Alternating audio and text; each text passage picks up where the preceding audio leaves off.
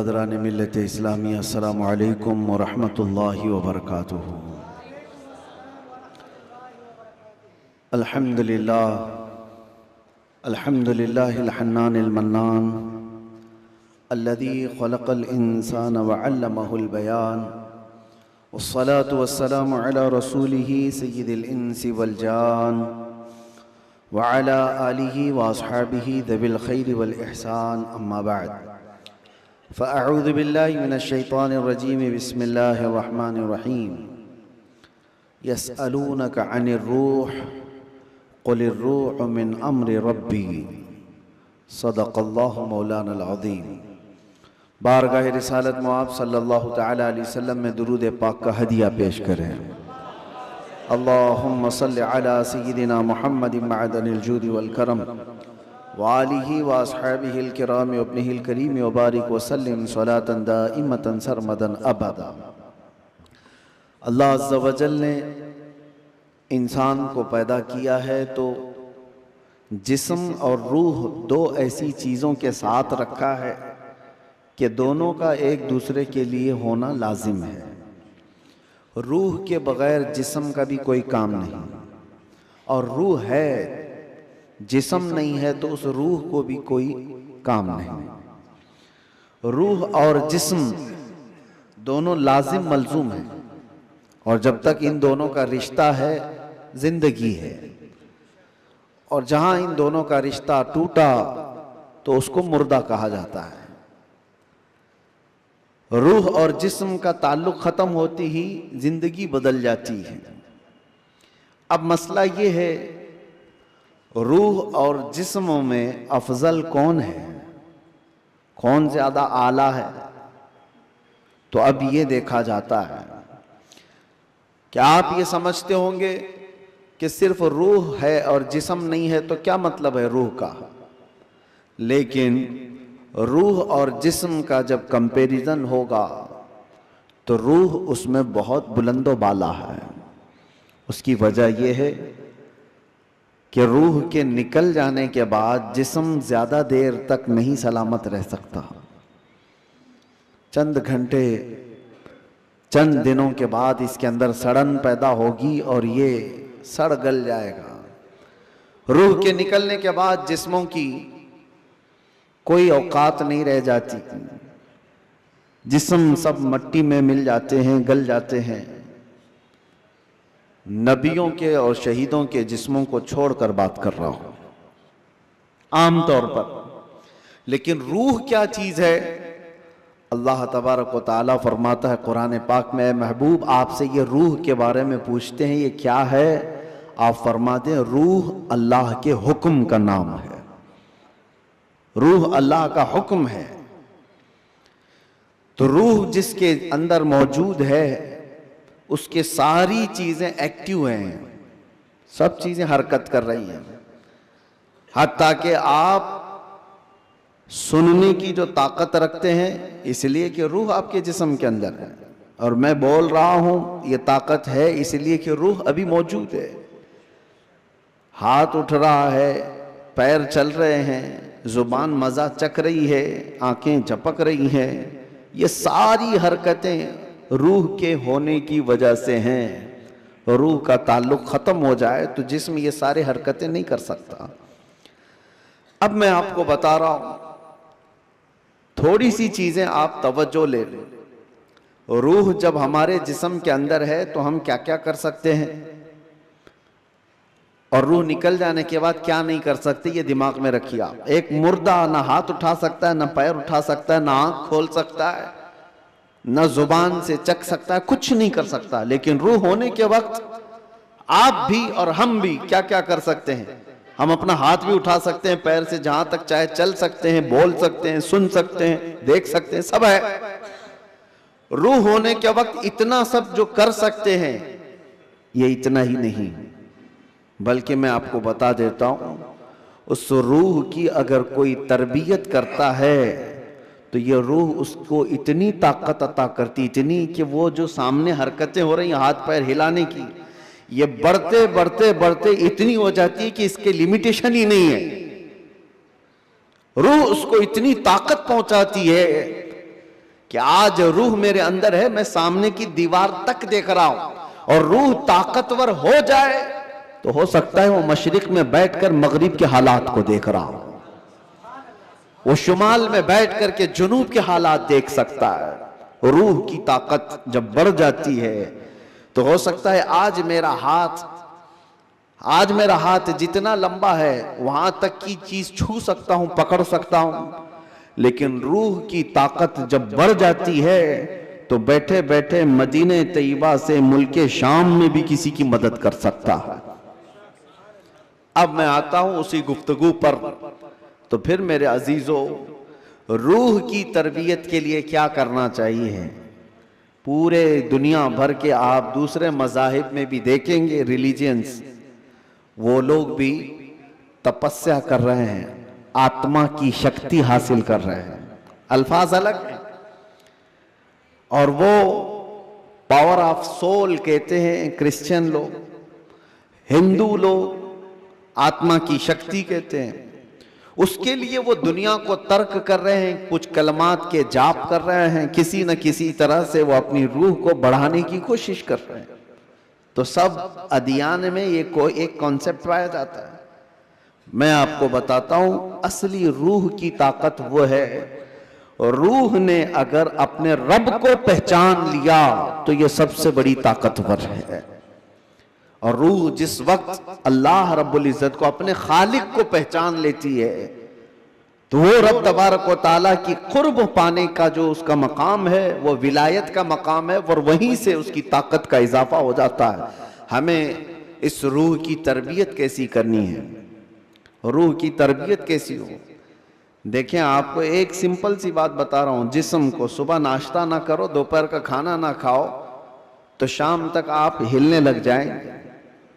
और अगर 3 वक्त का खाना छोड़ो तो कमजोरी जिस्म पर और चेहरे पर जाहिर होने लग जाएगी। क्यों? इसलिए कि जिस्म को भूख लगती है और हम खाना खाते हैं। इसी तरह रूह को भी भूख लगती है। रूह की ग़िज़ा अल्लाह का जिक्र है, जिक्रुल्लाह है। और जब बंदा अल्लाह का जिक्र करता है तो उसकी रूह तरोताजा होती है। और यहां तो बरसों से अल्लाह का जिक्र ही नहीं किया तो किसी की रूह बीमार इतनी हो चुकी है कि उसे कुछ नहीं पता, सिर्फ चलता फिरता एक लाशा है, चलता फिरता एक जिस्म है, रूह तो है मौजूद लेकिन बड़ी कमजोर और बड़ी गरीब। इस रूह को ताकतवर बनाओ अल्लाह के जिक्र से, जिक्रुल्लाह से। अब आपको मैं बताता हूं, जहां ये रूह सलामत होती है, इंसान का जिस्म मर भी जाए तो अल्लाह तबारक व तआला उसकी रूह को इसी तरह बाकी रखता है। रूह बाकी है, मरने के बाद भी इंसान के जिस्म को कब्र में रख दिए जाने के बाद भी रूह बाकी है, रूह बाकी है। और रूह जब तक ताकतवर है वो क्या से क्या कर सकती है। तसर्रुफ अल्लाह तबारक व तआला उसको अता किया है। मौत के बाद भी औलिया कामिलीन की जिंदगियां हम जो देखते हैं वो इसी बुनियाद पर है कि उन्होंने अपनी जिंदगियों में जिस्म से ज्यादा अपनी रूह का ख्याल किया। लोग अपनी बॉडी बनाने के लिए जो मेहनत करते हैं, कोई बात नहीं, कितने कितने घंटों लोग जिम करके अपनी जिस्म को मजबूत बनाना चाहते हैं। ये जिस्म सिर्फ दिखा सकते हैं सामने लोगों को, या किस लिए? कि फिट रहने के लिए। कुछ लोग किसी को मुक्का मारने के लिए कर रहे हैं, लेकिन उसका 10% भी अगर रूह की तरबियत पर तवज्जो दी जाए तो मेरे अजीजों, ताकत व कुव्वत का यह आलम होगा कि औलिया कामिलीन की सफ में अल्लाह तबारक व तआला आपको वो मकाम अता फरमाए। रूह की ताकत की तरफ तवज्जो। आज पूरी दुनिया इससे दूर भागी हुई है, सारी चीजें, हमारी रूहानियत निकल गई। हम मेटल पर मेहनत कर रहे हैं, हम जिस्मों पर मेहनत कर रहे हैं, हम कपड़ों पर, अपने जाहिर पर मेहनत कर रहे हैं। रूह के लिए जो औलिया कामिलीन के यहाँ तरबियत होती थी वो खाल खाल नजर आ रहे हैं। पहले खानकाहों में, जानते हैं आप, माररा मुतहरा हिंदुस्तान की बहुत बड़ी खानकाह है जहां से आला हजरत भी बैत हुए थे। इमाम अहले सुन्नत मुजद्दिद दीन व मिल्लत जहां से बैत हुए, वो खानकाह सादात की, आले रसूल वहां पर हैं। हजरत शाह हमजा आइनी रदी अल्लाह ताला ने बड़े पाए के बुजुर्ग हैं, उनके पास लोग आते थे तरबियत हासिल करने के लिए, अपने जिंदगियों को संवारने के लिए, यही रूह की तरबियत के लिए। तो उनको क्या क्या कराया जाता था पता है? सबसे पहली चीज उनकी तरबियत ये होती थी कि जो चीज तुम्हारी जिंदगी में हावी होने की कोशिश कर रही है उससे अपने आप को छुटकारा दिलाना। जो तुम्हारे ऊपर हावी हो रही है, चाहे वो नींद हो या भूख हो या किसी चीज की चाहत हो, अगर हावी हो रही है, गालिब हो रही है, तो उससे नजात हासिल कर लो, तब तुम्हारी रूह पावरफुल होगी। वरना तुम गुलाम बन करके रहोगे, अपनी ख्वाहिशों के गुलाम बन करके रहोगे। अभी मन किया बिरयानी खाने का, भाग कर चले गए, तुम ख्वाहिश के गुलाम हो, तुम जाहिरी चीजों के गुलाम हो। नींद तुम्हें गुलाम बनाकर रखी है, जब वो आई तो तुम तो लंबे हो गए। तुम्हारा कंट्रोल नींद पर नहीं, तुम्हारा कंट्रोल भूख पर नहीं, बल्कि वो चीजें तुम पर कंट्रोल रखी हुई हैं। तो समझ लो कि तुम कमजोर आदमी हो, तुम कमजोर हो, तुम्हारी रूह वो ताकत नहीं रखती, तुम मजबूर हो। औलिया कामिलीन को इसके बरअक्स तरबियत दी जाती थी। भूख पर कंट्रोल, ख्वाहिशात नफसानिया पर कंट्रोल और नींद पर कंट्रोल। हत्ता कि मैं आपको बताऊं, हजरत शाह मीना रहमतुल्लाह ताला अलैह लखनऊ के बहुत बड़े बुजुर्ग हैं, वो जब रात को इबादत के लिए खड़े होते, इंसानी फितरत का तकाजा है कि नींद तो आती है, लेकिन वो ये चाहते थे कि नींद इंसान की जरूरत है, उसको भी मैं अपने ऊपर गालिब होने नहीं दूंगा। मैं जब चाहूं सो जाऊं, लेकिन नींद जब चाहे तब मुझे ना सुलाए। नींद मेरी हाकिम नहीं, मैं उस पर हाकिम हूं। आपने क्या किया जानते हैं? रात को इबादत के लिए रोजाना खड़े हो जाते थे। एक दिन ऐसा हुआ कि झपकी आ गई और गिर गए। इसका इनको इतना अफसोस हुआ कि इबादत में नींद ने मुझे अपना गुलाम बना दिया। अल्लाह रब्बुल इज्जत की इबादत से मुझे नींद ने धोखा ऐसा दे दिया कि मैं गिर गया, उसका गुलाम हो गया। उसके बाद से रात को जब खड़े होते थे तो नमक में सलाई डालकर अपनी आंखों पे सुरमा लगाते थे, नमक का सुरमा लगाते। आम सी बात नहीं, सुनने में आपको आसान लग रहा हो, नमक के 2 तिनके भी अगर आंख में चले जाएं तो क्या हालत करते हैं। लेकिन हजरत शाह मीना फरमाते हैं कि नमक को पूरी तौर पर आंखों पे लगाते तो उनकी आंखों से खून जारी हो जाता था। लोग कहते भी थे कि आंखें सुर्ख होकर खून बहती थी, बहाती थी। आपसे कहा जाता कि आप इस तरह से आंखों को सख्ती कर रहे हैं, आप कहते इन आंखों की वही सजा है जो मुझे मेरे रब से दूर कर रही है। नींद का गलबा मुझे ला करके अपना गुलाम बनाती हूं।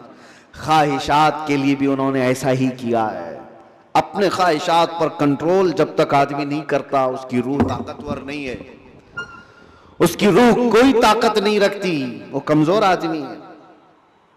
इसीलिए मेरे अजीजों, मैं जो बात कर रहा था, हजरत शाह हमजा आइनी, इनके यहां जो लोग आते थे, कुछ तो पंडित भी आते थे, जोगी भी आते थे तपस्या करने के लिए कि सूफी संत हैं। इनके यहां जो तरबियत होती है वो बहुत आला दर्जे की होती है। आप ये कहते थे कि इंसान सबसे ज्यादा किन चीजों का मोहताज है? खाने का, पीने का, सोने का, यही सब चीजें ना। इस पर तो वो कंट्रोल करा ही देते थे। कोई कोई ऐसा उनके पास मुजाहिद होता, रियाजत करने वाला, कि 3 दिन 4 दिन तक बगैर खाए पिए इबादत में मसरूफ रहते, कुछ भी नहीं। और ये पॉसिबल है क्योंकि अल्लाह ने इंसान की बॉडी को फ्लेक्सिबल बनाया है। इसको जैसा बंदा ढालता है वैसा जिस्म बनता है, कोई चीज इम्पॉसिबल नहीं है।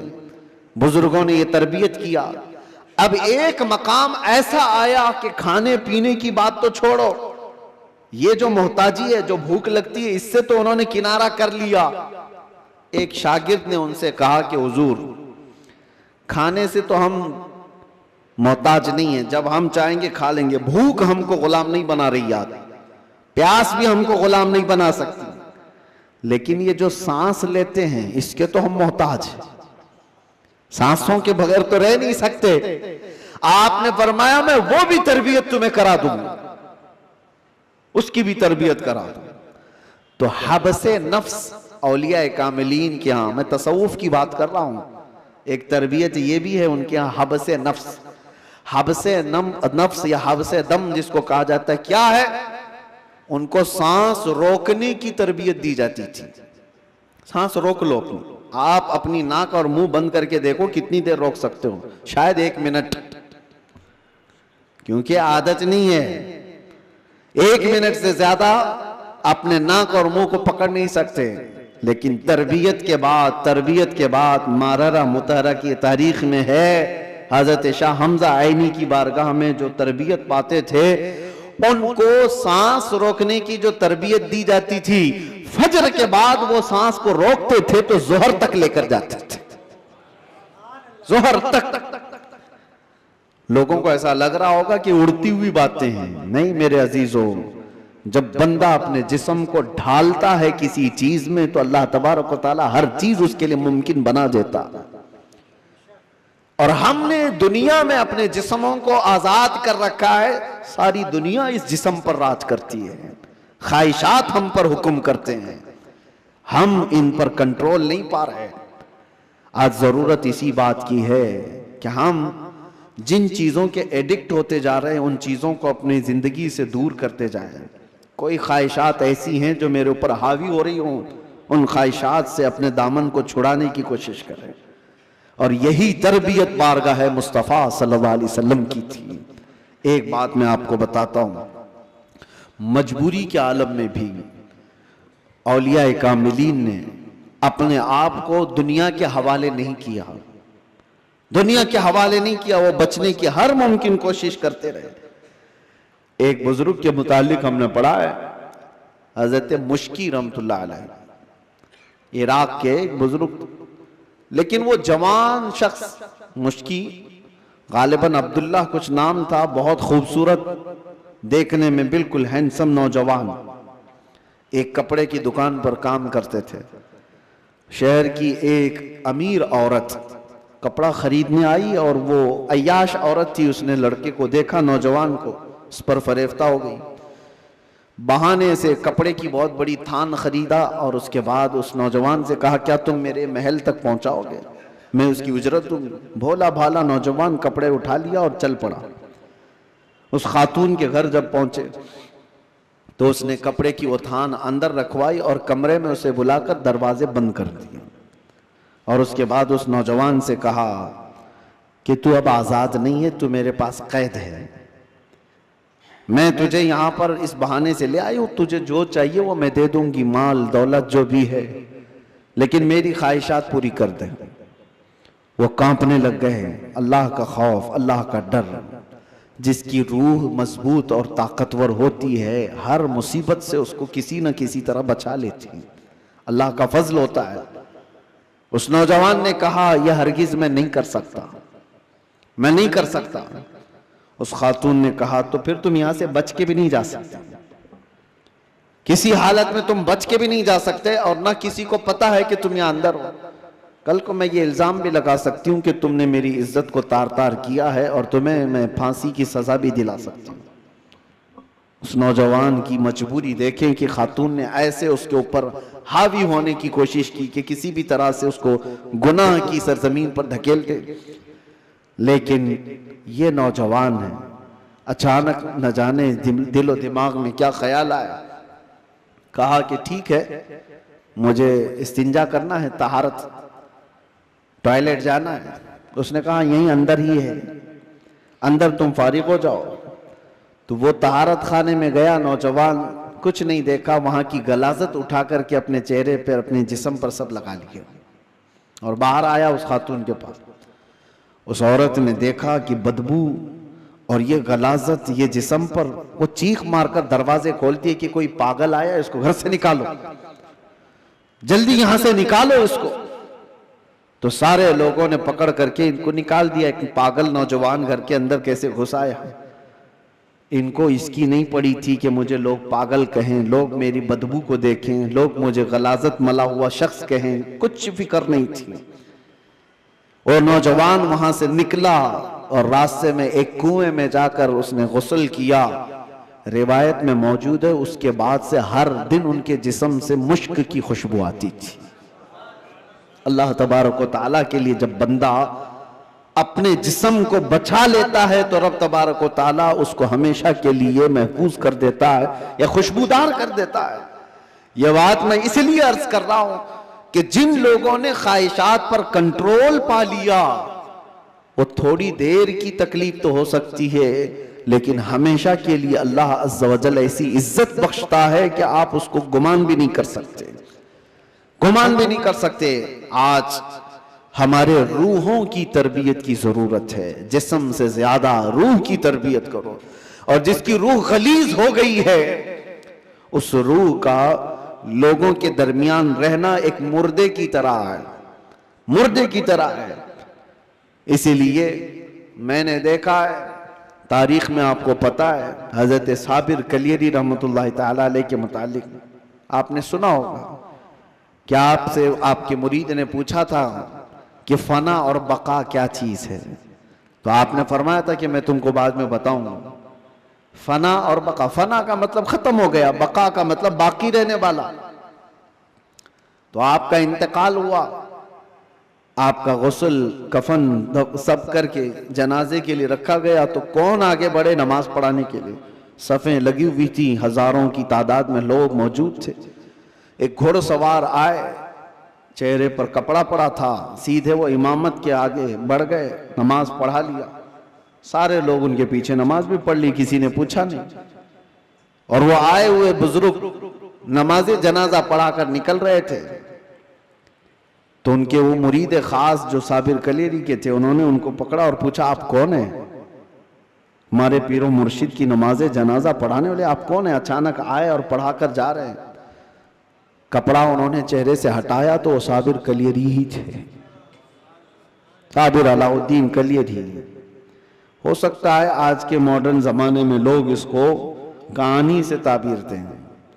आपने फरमाया तुमने मुझसे सवाल किया था ना फना और बका क्या चीज है, वो जनाजे में जो है वो फना है और ये तेरे सामने है ये बका।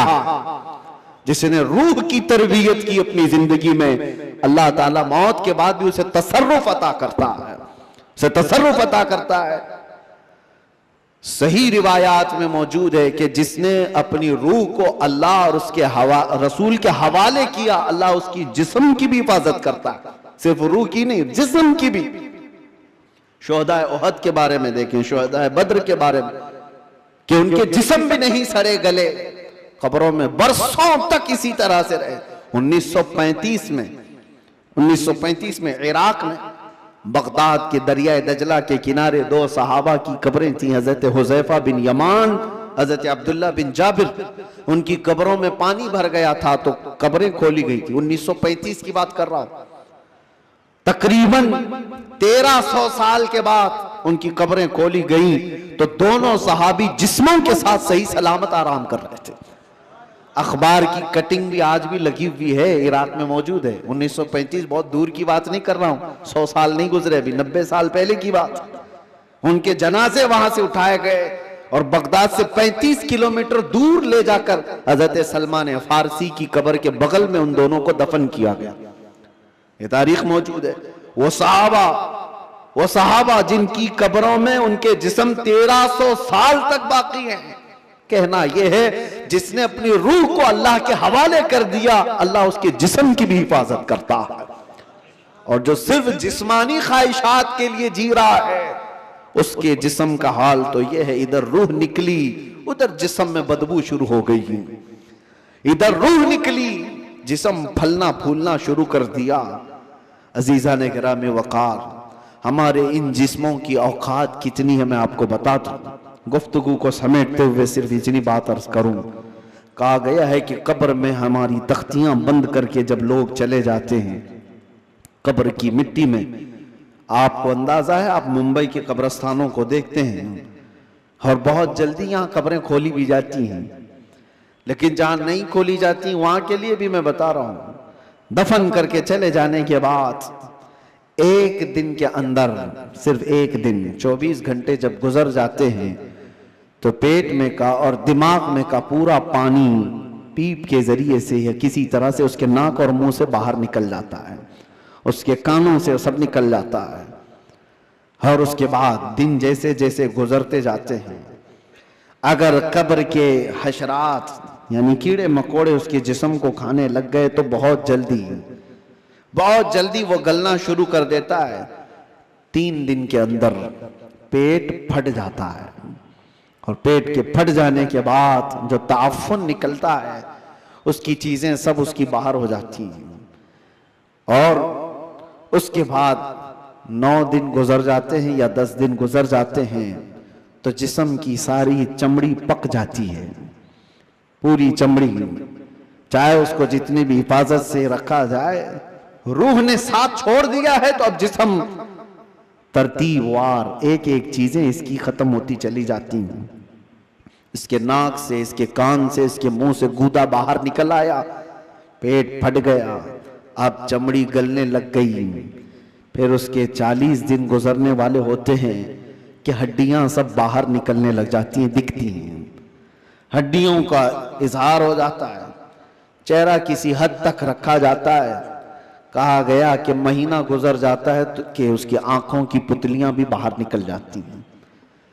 महीना 2 महीना गुजरता है कि उसके बाद फिर जिस्म के अंदर जितनी नरम चीजें थी सब निकल जाती हैं, फिर ढांचा बाकी रह जाता है और ढांचा, हड्डियां भी अपने आप में टूटने लग जाती हैं।